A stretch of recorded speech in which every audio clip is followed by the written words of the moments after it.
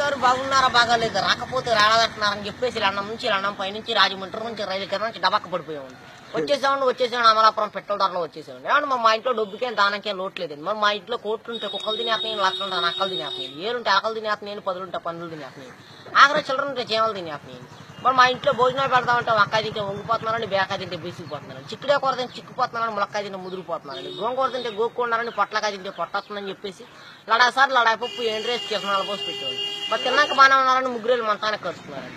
మరి పొద్దున్న అమెరికా వాళ్ళు వచ్చి నన్ను పాకిస్తాన్తో యుద్ధం చేయమని చెప్పి నాకు ₹6 అడ్వాన్స్ ఇచ్చారు.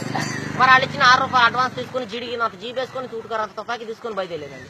మరి జీడికి నాకు జీబులో డీజిల్ అయిపోయిందని చెప్పి జీబు వెళ్ళిపోయి చెరువులో పడిపోయిందని నేను వచ్చి ఇక్కడ పడిపోయానండి. మరి మాకు ఇచ్చే మామూలు మాకు ఇచ్చేస్తే పాకిస్తాన్తో యుద్ధాన్ని బయలుదేరుతాను. మరి మీకు ఏదైనా ఫ్యాక్టరీ కావాలని చెప్పండి. గుడివాళ్ళ గుడ్లు ఫ్యాక్టరీ మాదేండి, దుబాయ్లో దూదు ఫ్యాక్టరీ మాదేండి, ఏలూరులో ఎలకల ఫ్యాక్టరీ మాదేండి, పామర్లో పందుల ఫ్యాక్టరీ మాదేనండి. మరి మీకు ఏదైనా ఫ్యాక్టరీ కావాలంటే రీఫిల్ లేని పెన్ తెచ్చుకుంటే మొత్తం రాసి చేస్తామండి.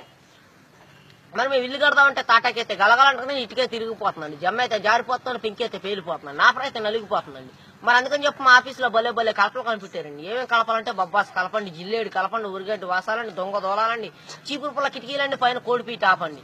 మరి పైన కోడిపీట ఆపేందుకంటారా వచ్చే వర్షాకాలంలో కారు సువాసన వస్తారు.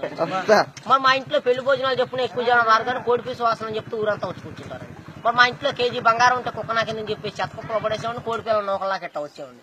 ఏమండి సార్ తప్పుకోండి సార్ మా గన్ను పేలిపోతున్నాను, ముందు 3 కిలోమీటర్లు వెనక్కి 7 కిలోమీటర్లు వెళ్ళి మరి ఆపు చేయమంటారు, మూసేయమంటారు. ఆపు చేస్తే 6,000 మూసేస్తే 3,000 పక్క తప్పితే 10,000.